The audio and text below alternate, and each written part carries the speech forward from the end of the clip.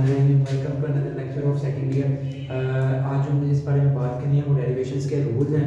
तो सबसे पहले डेरिवेशन के रूल्स के बारे में स्टार्ट करते हैं। हमने 4 रूल्स पढ़ने हैं: power rule, quotient rule, product rule और चेन रूल।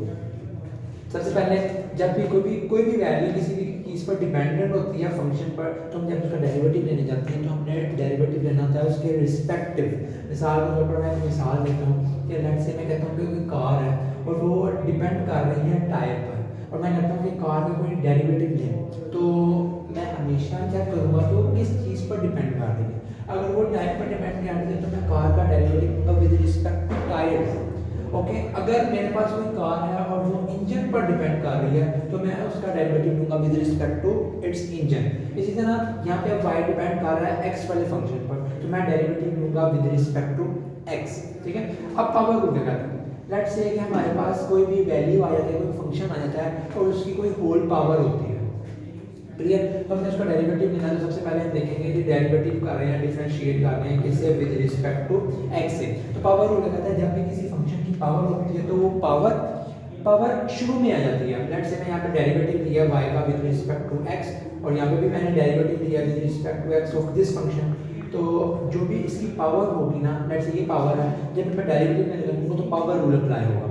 पावर रूल कहता है पावर रूल जब भी पावर किसी फंक्शन की डेरिवेटिव के तौर पर ली जाए तो पावर हमेशा शुरू में आ जाती है। क्लियर? और उसमें से उसकी पावर में से हम एक काम काट देते हैं, विच इज क्लियर, और आगे उसका जो पावर के अंदर मौजूद है फंक्शन उसका भी आगे डेरिवेटिव आता है। तो this is known as power rule.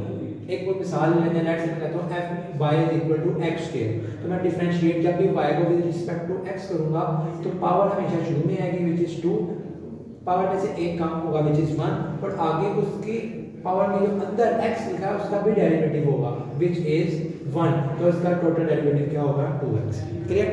Next हमारे पास रूल क्या कहता है? रूल है हमारे पास क्वोशंट रूल। अच्छा, क्वोशंट रूल क्या कहेगा? लेट्स से कि हमारे पास कोई भी एक वेरिएबल है जो कि डिपेंड कर रहा है किसी दो फंक्शंस पर, एक f ऑफ x है और एक g ऑफ x है। दो फंक्शंस हैं और वो डिवीजन में आ गए। जब भी वो डिवीजन में आ जाएंगे तो हम कौन सा रूल अप्लाई करेंगे? क्वोशंट रूल अप्लाई करेंगे। क्वोशंट रूल कहता है लेट्स से कि मैंने y का डेरिवेटिव लेना है विद रिस्पेक्ट टू x, तो मैं डेरिवेटिव लूंगा जब भी दो फंक्शंस डिवीजन में आते हैं और उनका डेरिवेटिव लेना होता है तो हम क्वोशंट रूल को देखते हैं। क्वोशंट रूल के मुताबिक कोई भी जो डिनोमिनेटर होगा नीचे लिखा हुआ, हम उसको एज इट इज लिख देते हैं फर्स्ट, जो न्यूमिनेटर होता है उसका हम लेते हैं डेरिवेटिव। क्लियर? दरमियान में साइन आता है माइनस का, और आगे फिर न्यूमिनेटर शुरू में आ जाता है और डेरिवेटिव आता है डिनोमिनेटर। क्लियर? और नीचे हम क्या लिखेंगे? नीचे हम जो डिनोमिनेटर है उसका स्क्वायर कर देंगे। इस मेथड के तहत, इस रूल के तहत जो भी हम डेरिवेशन करेंगे उसको हम कहेंगे कि हम क्वोशंट रूल को यूज करें। इसके लिए एक मिसाल ले लेते हैं। लेट्स से मेरे पास एक x स्क्वायर ऊपर है और x क्यूब नीचे है। ये क्वोशंट रूल है, इस पे अप्लाई करके लगो। क्वोशंट रूल क्या होगा? यहाँ पे तो derivative of with y with respect to x हो जाएगा, यहाँ x cube as it is. Clear? x square का डेरिवेटिव लेंगे विच इज 2x, दरमियान में साइन आ जाएगा माइनस का, और x स्क्वायर फिर एज इट इज, और x क्यूब का हम डेरिवेटिव लेंगे विच इज 3x स्क्वायर, और नीचे क्या आएगा? x क्यूब का होल स्क्वायर। तो इस रूल के मुताबिक जब हम डेरिवेशन करेंगे तो उसको क्या कहेंगे? Quotient rule. जो थर्ड रूल है हमारे पास वो कहता है कि हमने जब भी हमारे पास दो फंक्शंस आ जाएं और वो आपस में मल्टीप्लाई हो रहे हैं, फॉर एग्जांपल लेट्स सी कि हमारे पास एक फंक्शन है f ऑफ x और वो मल्टीप्लाई हो रहा है g ऑफ x के साथ। क्लियर? तो अब हम कौन सा रूल अप्लाई करेंगे? कि हम अप्लाई करेंगे प्रोडक्ट रूल। प्रोडक्ट रूल क्या कहता है? जब भी हमने डेरिवेटिव लेना होगा विद रिस्पेक्ट टू हम x लेंगे, और जब भी कोई चीज प्रोडक्ट में आ जाती है तो फर्स्ट एज इट इज लिख देते हैं, सेकंड वाली वैल्यू का डेरिवेटिव लेते हैं which is g of x। दरमियान में साइन आता है प्लस, याद रखना क्वेश्चन रूल पे माइनस का साइन आएगा दरमियान, इसमें प्लस आएगा, और फिर g of x as it is आ जाएगा और डेरिवेटिव किस चीज का आ जाएगा? f ऑफ x का। क्लियर? तो ये हमारे पास इस रूल के तहत जब भी हम डेरिवेशन करेंगे तो उसको हम क्या कहेंगे? Product rule. और एट द एंड क्या आ गया? Chain rule. चेन रूल देखते हैं क्या कहते हैं। चेन रूल की जरूरत कब पड़ती है? चेन रूल तब हमें कभी कभार ऐसा होता है हमारे पास कोई y फंक्शन है और वो किसी थर्ड वेरिएबल थीटा पर डिपेंड कर रहा है, किसी भी t पर डिपेंड कर रहा है। ऑन द अदर हैंड हमारे पास एक x है, वो भी उसी फंक्शन पर, लेट्स से मैं यहाँ पे कहता हूँ g ऑफ x पर डिपेंड, g ऑफ थीटा पर डिपेंड कर रहा है, और हमें क्वेश्चन में कहा जाता है कि हमने डेरिवेटिव ऑफ y फाइंड करना है विद रिस्पेक्ट टू x। तो अगर हम y का डेरिवेटिव फाइंड करना चाहते हैं विद रिस्पेक्ट टू x, तो यहाँ पर डायरेक्ट तो कर नहीं सकते क्योंकि y तो डिपेंड है थीटा पर। एक्स भी डिपेंड है थीटा पर, तो फिर हम क्या करेंगे, चेन रूल का सहारा लेंगे। ये दोनों क्या कहलाती हैं, पैरामीट्रिक इक्वेशन कहलाती हैं। तो इन इक्वेशंस को सोल्व करके हम dy बाई dx का आंसर फाइंड करेंगे through chain rule. Clear? Chain rule कहता क्या है? चेन रूल कहता है कि जब भी आपके पास dy बाई dx की जरूरत हो और आपके पास कोई थर्ड वेरिएबल पर डिपेंडेंट हो y, तो हम क्या करेंगे, सबसे पहले dy मतलब y का डेरिवेटिव लेंगे with respect to this third variable और उनको मल्टीप्लाई कर देंगे x के डेरिवेटिव के with respect to the third variable और उसको इन्वर्स कर देंगे। For example d theta over dx नीचे आएगा। ठीक, ये वाला हमारा चेन रूल होता है। d थीटा की जगह dt लिख दो, कोई भी थर्ड वेरिएबल होता है। ओके, चलिए इनको थोड़ा सा अप्लाई करते हैं। इस पे देखो, हम सबसे पहले dy ओवर dx फाइंड करेंगे।